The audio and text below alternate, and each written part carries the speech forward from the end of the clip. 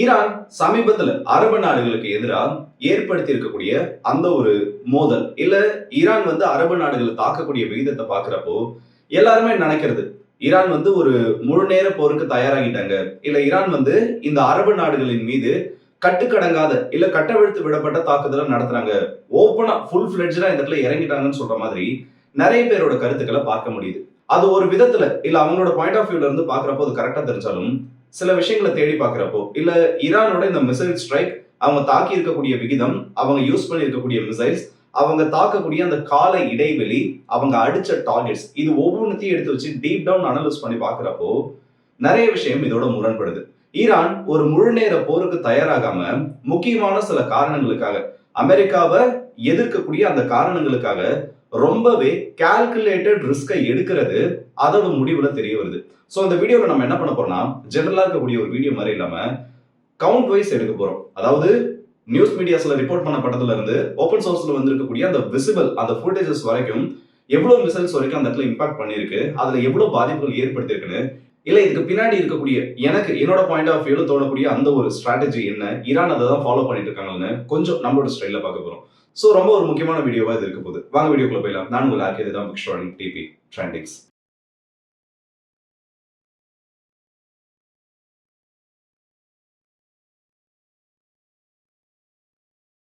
Iran மற்றும் Israel 28ஆம் தேதியில இருந்து இந்த மோதலானது போயிட்டு இருக்கு. இன்னையோட 4வது நாளா இது கண்டினியூ ஆயிட்டு இருக்கு. ஆனா அப்படி இருக்கப்பவும் இன்னும் இரண்டு தரப்பும் அதிகாரப்பூர்வமா போர் அறிவிக்கல.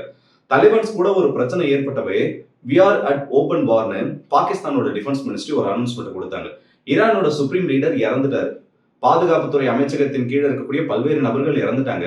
40க்கும் அதிகமான கமாண்டர்ஸ், இஸ்ரேலோட ஃபாரின் மினிஸ்ட்ரி சார்ந்த நபர்கள், இத்தனை நபர்கள் இறந்துமே இன்னும் ஓப்பனான ஒரு வார ஈரான் அறிவிக்கல. ஆனா ஈரான் சார்பில் வெளியிடக்கூடிய செய்திகள் இல்ல ஈரானோட அந்த சப்போர்ட்ல இருக்கக்கூடிய நபர்கள் எல்லாம் கட்டுக்கடங்காத ஒரு தாக்குதலை ஈரான் அரபு நாடுகளுக்கு எதிராக இந்த கல்ஃப் கண்ட்ரிஸ்க்கு எதிராக ரொம்ப பெரிய அளவுல பண்ண ஆரம்பிச்சிட்டாங்க.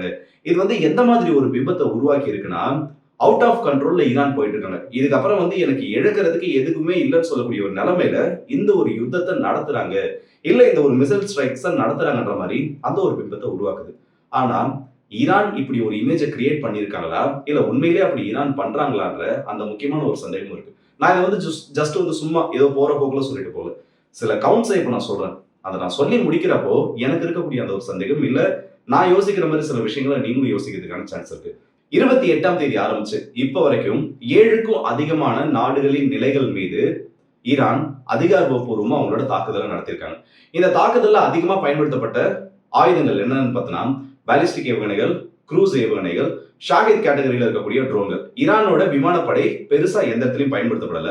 சோ அதிகமா பாலிஸ்டிக் ஏவுகணைகளையும் ஒன் வே சூசைட் ட்ரோன்ஸையும் பயன்படுத்தி தான் இந்த தாக்குதலானது நடத்தப்பட்டிருக்கு.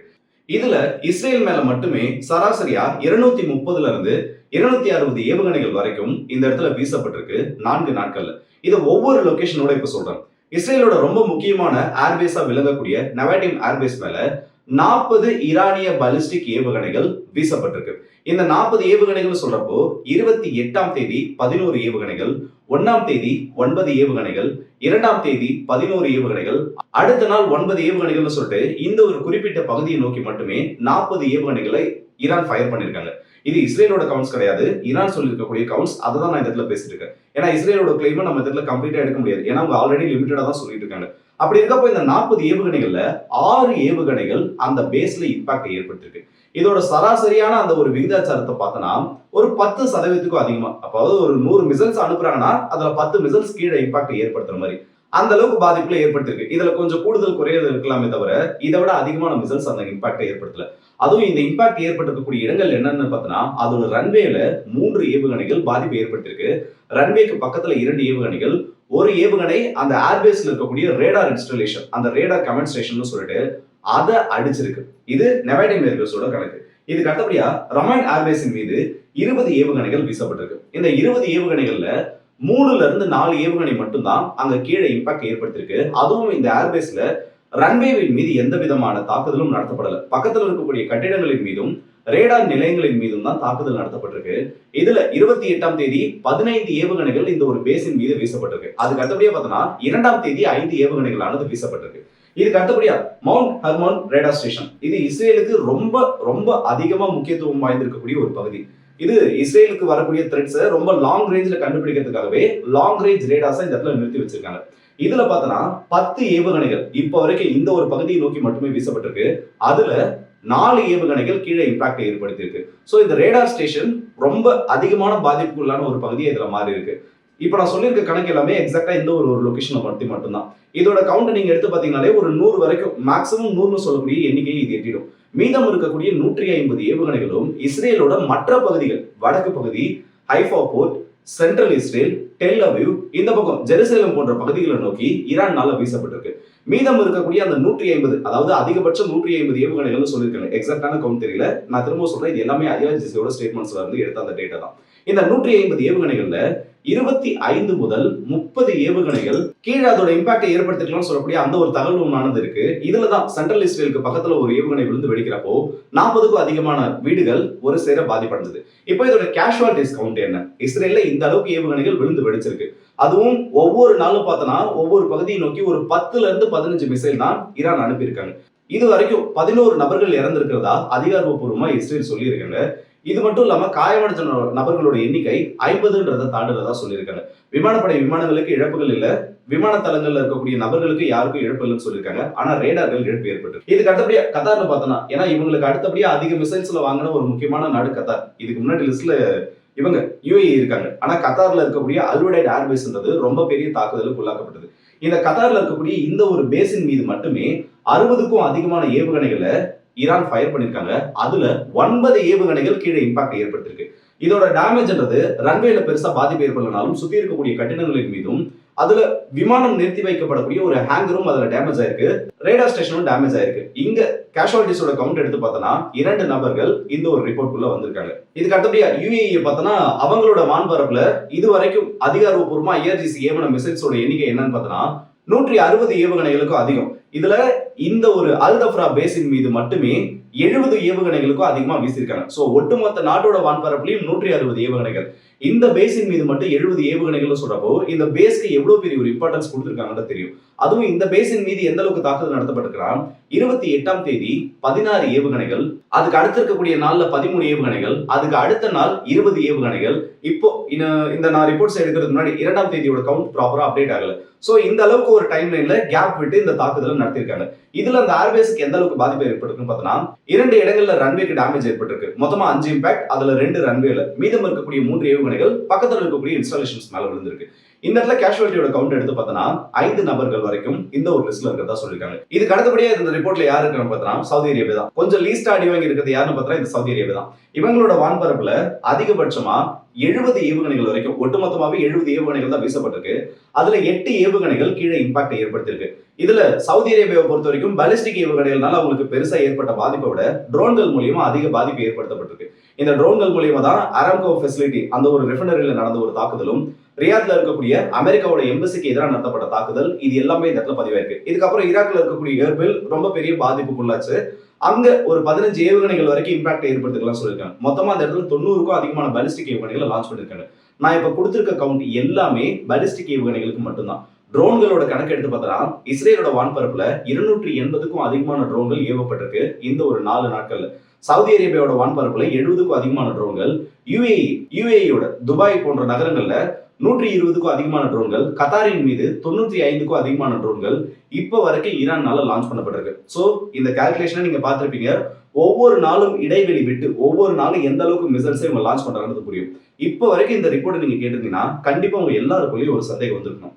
ஏண்டா இருக்கே, ஈரான் கட்டுக்கடங்காம போற மாதிரி ஒரு தாக்குதலை நடத்துறாங்க, இல்ல கம்ப்ளீட்டா இந்த இடத்துல பெரிய ஒரு அப்படியே ஃபுல் ஃபிளட்ஜா போற மாதிரி ஆரம்பத்துல ஒரு பிம்பமானது இருந்துச்சு. ஏன்னா இனிஷியலா ஒவ்வொரு இடத்த நோக்கி 20 ஏவுகணை 30 ஏவுகணை அப்படி வீசுறப்போ எல்லாருக்குமே அந்த ஒரு எண்ணமானது இருந்துச்சு. ஆனா நீ சொல்லக்கூடிய அந்த டீடைல்ஸை பாக்குறப்போ ஐஆர்ஜிசியோட ஸ்டேட்மெண்ட் எடுத்து பார்த்தாலும் கிராஜுவலா இதுல ஒரு டிக்ரீஸ் ஆனது தெரியுது. அப்போ ஈரான் ஒரு முழு நேர தாக்குதலை தொடங்கலையா, இல்ல அவங்க உருவாக்கி இருக்கிறது அப்படி ஒரு பிம்பமான்னு பார்த்தோம்னா, ஈரான் ஆரம்பத்துல அடிக்க ஆரம்பிச்சது மிகப்பெரிய ஒரு பதற்றத்தை உருவாக்கணும்ன்றதுக்காக தான். ஏன்னா அவங்க கிட்ட கடைசியா டிஃபெண்ட் பண்றதுக்குன்னு சொல்லிட்டு எதுவுமே இல்லை. ஸோ அமெரிக்காவுக்கு ரொம்ப பெரிய ஒரு பாடத்தை கற்றுக் கொடுக்கணுன்றப்போ அது ஈரான்னால மட்டும் தனியா முடியாது. அதுக்காக ஈரான் என்ன ஒரு ஸ்ட்ராட்டஜியை ஃபாலோ பண்ண ஆரம்பிச்சிருக்காங்கன்னா, தன்னோட பிரச்சனைய உலக பிரச்சனையா மாற்ற ஆரம்பிக்கணும். அதாவது ஈரானுக்குள்ள அமெரிக்கா ஒரு தாக்குதலை நடத்துதுன்னா அதோட விளைவு மிடில் ஈஸ்டையும் தாண்டி உலகம் முழுக்க இருக்கக்கூடிய நாடுகள்ல தெரிய வரணும்ன்றதுதான் அந்த ஒரு ஸ்ட்ராட்டஜி. இந்த ஸ்ட்ராட்டஜி எப்படி அச்சீவ் பண்ண முடியும்? அப்போ வந்து ஈரான் இந்த இடத்துல நடத்துற தாக்குதல் எல்லாமே பாத்தீங்கன்னா உலக நாடுகள் இதுல தலையிடணும்னு சொல்றதுக்காக தான் நடத்தப்படுதுன்னா 100% அதுதான் உண்மை. பிராங்கா பேசணும்னா ஈரான்னால இந்த அத்தனை நாடுகளையும் எதிர்த்து ஒரு போர்ல வெற்றி பெற முடியாது. இவங்க டிஃபெண்ட் பண்ணுவாங்க. ஈரான்னால ரொம்ப நாளைக்கு தாக்கு பிடிக்க முடியும். ஆனா இத்தனை நாடுகளையும் இவங்க வம்பிழுத்தாங்கன்னா அதோட விளைவு என்னன்றது ஈரானுக்கும் தெரியும், ஜியோபாலிட்டிக்ஸ் தெரிஞ்சவங்களுக்கும் தெரியும், உலகத்தில் நடக்கக்கூடிய போர்களை பத்தி தெரிஞ்சவங்க எல்லாருக்குமே தெரியும். ஏன்னா ஈரான் ஹெவிலி ப்ரொடெக்டட் ஒரு நாடா இருந்தாலும் என்னைக்கா இருந்தாலும் அது வீழ்ச்சி அடையறதுக்கு வாய்ப்பு இருக்கு. இத்தனை நாடுகள் ஒன்னா சேர்ந்து அதை தாக்குறப்போ. ஏன்னா அந்த இடத்துல தனியா போராட போறது ஈரான் மட்டும்தான். அப்போ உலக நாடுகள் அத்தனை பேரோட கவனத்தையும் எப்படி ஈரான் இந்த பக்கம் திருப்புவாங்க? முதல்ல இருக்கக்கூடிய ஒரு ஸ்ட்ராட்டஜி என்ன?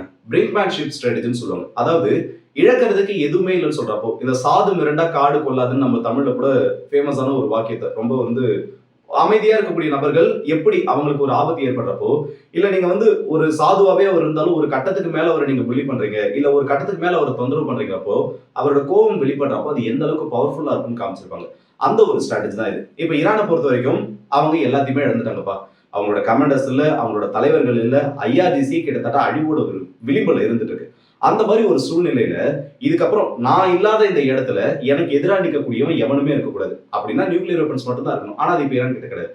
அப்போ கன்வென்ஷனல் பவரை பயன்படுத்தி அத்தனை நாடுகளையும் நான் தாக்குவேன். ஈரான் இல்லாத இடத்துல ஈரான் இல்லாம போனதுக்கு யார் யாரெல்லாம் காரணமா இருந்தாங்களோ அவங்க அத்தனை பேருக்கு எதிரான ஒரு தாக்குதலா அது இருக்கணும்ன்றதுக்காக ரொம்ப பெரிய ஒரு பதட்டத்தை உருவாக்குற மாதிரி இனிஷியல் ஸ்டேஜஸ் அதிகப்படியான ஏவுகணைகளை ஏவுறது.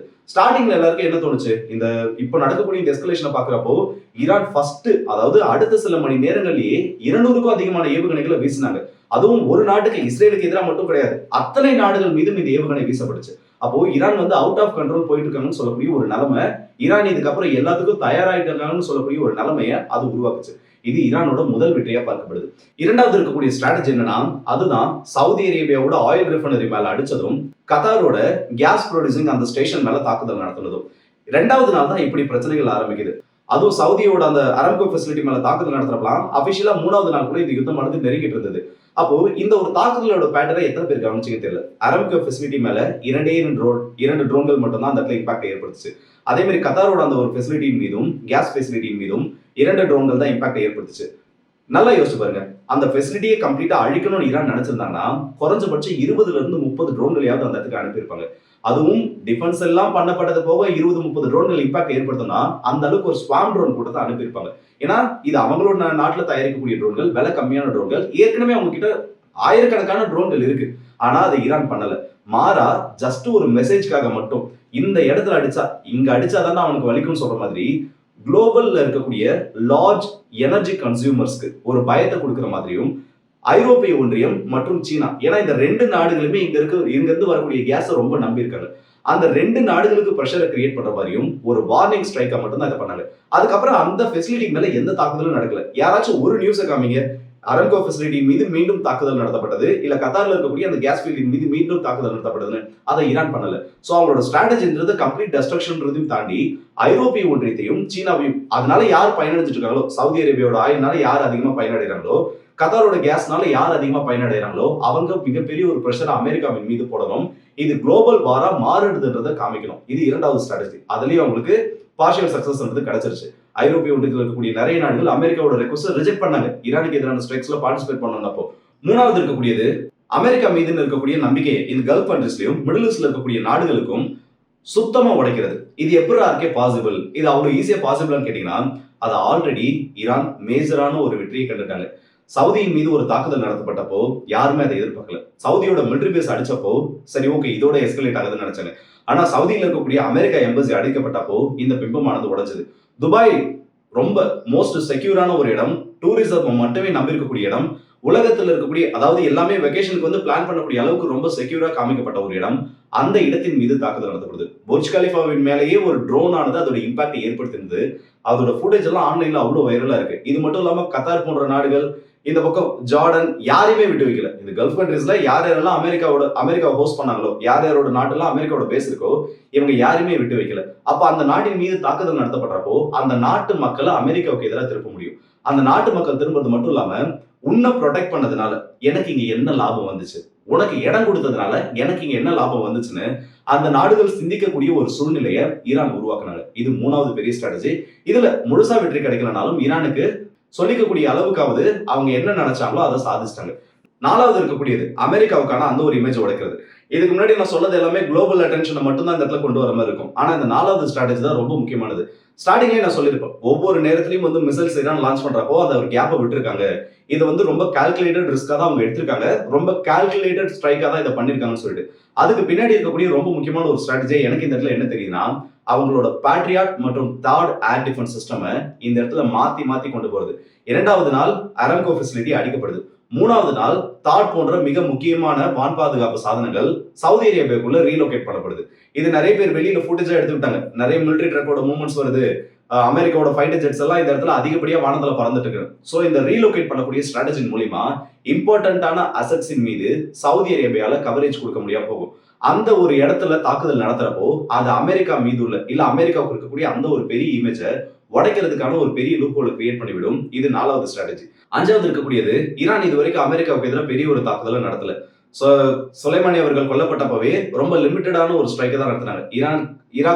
ஈராக்ல இருக்கக்கூடிய அமெரிக்கன் பேசஸ் அடிச்சப்பலாம் நேரடியாக அந்த இடத்துல கேஷுவாலிட்டிஸ் ஆனது ஏற்படலனாலும் பல சோல்ஜர்ஸ் அதுக்கப்புறம் தான் ரொம்ப பாதிப்புக்குள்ளானாங்க, ரொம்ப ட்ராமேட்டிக் இன்ஜுரிஸ் ஆனது வந்ததா சொன்னாங்க. அப்போதுல இருந்து ஈரான் மீது இருக்கக்கூடிய ஒரு பேச்சு என்னன்னா, ஈரான் வந்து திரும்பி அடிக்க மாட்டாங்க, இல்ல ஈரான் வந்து பெருசா ரிட்டாலியேஷன் பண்ண மாட்டாங்கன்னு அந்த மாதிரி ஒரு பிம்பமானது உருவாயிருந்தது. ஆனா இப்போ இந்த 4 ஸ்ட்ராட்டஜியும் ஒரே நேரத்துல ஃபாலோ பண்றப்போ வெளியில ஒரு உருவம், வெளியில அது எப்படி உருவகப்படுத்தப்படுதுன்னா, ஈரான் எல்லாத்துக்கும் துணிச்சிட்டாங்க, ஈரான் எல்லாத்துக்கும் தயாரா இருக்காங்க, அமெரிக்காவுக்கு எதிராக கட்டுக்கடங்காத ஒரு தாக்குதலை ஈரானால பண்ண முடியும்னு அந்த ஒரு பிம்பத்தையும் உருவாக்கிடுச்சு. சோ இதை நான் ஜஸ்ட் வந்து சும்மா போற போக்குல இல்ல பேசணும்னு சொல்லிட்டு பேசல. ஒவ்வொரு இடத்துல ஈரான் அவங்களோட மிசைல்ஸ் லான்ச் பண்றப்பவும் இல்ல அந்த பேட்டர்ன், அந்த டைம் லைன், இஸ்ரேல்ல ஏர் ரைட் எல்லாம் அடிக்கிறது, இது எல்லாத்தோட டைமையும் நீங்க கால்குலேட் பண்ணி பாத்தீங்கன்னா ப்ராப்பரா அந்த ஒரு கேப்பை ஈரான் விட்டுறது தெரியும். இது வந்து முழுசா வந்து கம்ப்ளீட் டிஸ்ட்ரக்ஷன் ஒரு நாட்டை பண்ணணும், இல்ல இஸ்ரேல வந்து நான் சும்மா விட மாட்டேன்னு ஒரு அந்த ஒரு நினைப்புக்குள்ள ஈரான் வந்திருந்தாங்கன்னா ஒரே நேரத்துல மேசிவ் பெரேஜ் ஆஃப் மிசைல்ஸ் அவங்க மேல லான்ச் பண்ணிருக்க முடியும். ஏன்னா இதுக்கப்புறம் எடுக்கிறதுக்கு எதுவும் இல்லைன்றப்போ அதுதான் கடைசி முடிவா இருக்கும். ஆனா அதை ஈரான் பண்ணல. எங்க அடிச்சா எங்க வலிக்குமோ, அமெரிக்கா இந்த பிரச்சனையை விட்டு வெளியில போனா யார் யாரெல்லாம் உள்ள கொண்டு வரணுமோ அந்த நாடுகள் உள்ள வரணும்னா அதுக்கான வேலை என்ன பார்க்கணுமோ அதை இப்ப பார்த்துட்டு இருக்காங்க. இதுதான் கடைசியா அந்த ஒரு லைன்ல வந்து முடியும். இப்போ வரைக்கும் ஈரான் லான்ச் பண்ண அந்த ஒரு மிசைல்ஸோட கவுண்ட் எடுத்து பார்த்தோம்னா மேக்ஸிமம் ஒரு 500 ப்ரொஜெக்டைல்ஸ் வரைக்கும் இந்த இடத்துல இருக்கலாம்னு சொல்றாங்க. 500 ப்ரொஜெக்டைல்ஸ்ன்றப்போ ஆவரேஜா ஒரு மிசைல் 10 மில்லியன் வைங்க, அது எவ்வளவு பெரிய காஸ்ட் அந்த இடத்துல ஈரானுக்கு இழுத்து விட்டுருக்குன்னு தெரியும். ஆனா அதே நேரத்துல ஒரு மிசைலை டிஃபெண்ட் பண்றதுக்கு மினிமம் 3ல இருந்து 4 இன்டர்செப்டர்ஸ் ஃபயர் பண்ணப்படணும். இது எல்லாத்தையுமே வந்து அவங்க இந்த இன்டர்செப்டர் பேட்ரியாட் தாட் போன்ற ஏவுகணைகளை பயன்படுத்த போறது கிடையாது. ஏர்ஃபோர்ஸை பயன்படுத்தி இந்த இடத்துல டிஃபெண்ட் பண்ணிட்டு இருக்காங்க. ஆனா எப்படி பார்த்தாலும் இதுல சரிபாதி அளவுக்கு இல்ல இதுக்கு நிகரான அளவுக்காவது இன்டர்செப்டார்ஸ் ஆனது இந்த கல்ஃப் கண்ட்ரிஸ்னாலையும் அமெரிக்கானாலையும் இஸ்ரேல்னாலையும் ட்ரைன் பண்ணப்பட்டிருக்கும். ஸ்ட்ராட்டஜி வைஸ் பார்த்தனாலும் இதுவும் ஈரானோட கால்குலேஷனுக்கு பின்னாடி ரொம்ப பெரிய ஒரு மூவ்மெண்டா பார்க்கப்பட்டு இருக்கு. ஸோ இது எல்லாத்தையும் ஒரு சேர வச்சு அந்த ஒரே ஒரு பாட்டம் லைன்ல நேரா பார்த்தோன்னா திரும்பவும் சொல்றேன், ஈரான் வந்து கம்ப்ளீட்டா அவங்க எப்படி சொல்றது, அவங்க அவுட் ஆஃப் கண்ட்ரோல் போகல, கால்குலேட்டட் ரிஸ்கை ப்ராப்பரா இந்த இடத்துல எடுத்துட்டு இருக்காங்க. இது எனக்கு தோணுது, அதுக்கான சில டேட்டாஸ் எடுத்து நான் இந்த இடத்துல பேசியிருக்கேன். இதை பத்தி உங்களோட கருத்துக்கள் என்னன்றதை மறக்காம கமெண்ட் செக்ஷன்ல சொல்லுங்க. அண்ட் இன்னும் இந்த மாதிரி நிறைய விஷயங்கள் பேச வேண்டியது இருக்கு. ஸோ இந்த வீடியோ பத்தி உங்களோட கருத்துக்கள் கமெண்ட் செக்ஷன்ல சொல்லுங்க. அண்ட் ஹைப்னு கீழே ஒரு ஆப்ஷன் இருக்கும் கமெண்ட் செக்ஷன்ல பாத்தீங்கன்னா, அந்த ஹைப் நீங்க பண்ணீங்கன்னா தான் இதுக்கப்புறம் இந்த வீடியோஸ் வந்து இன்னும் நிறைய பேர் சஜஷன்ல போகும். அதே மாதிரி இந்த வீடியோவை உங்களோட ஃப்ரெண்ட்ஸ் அண்ட் ஃபேமிலிக்கு ஷேர் பண்ணுங்க. ஸோ அடுத்த வீடியோஸ் இப்போ அதோட இந்த வீடியோ உங்கள்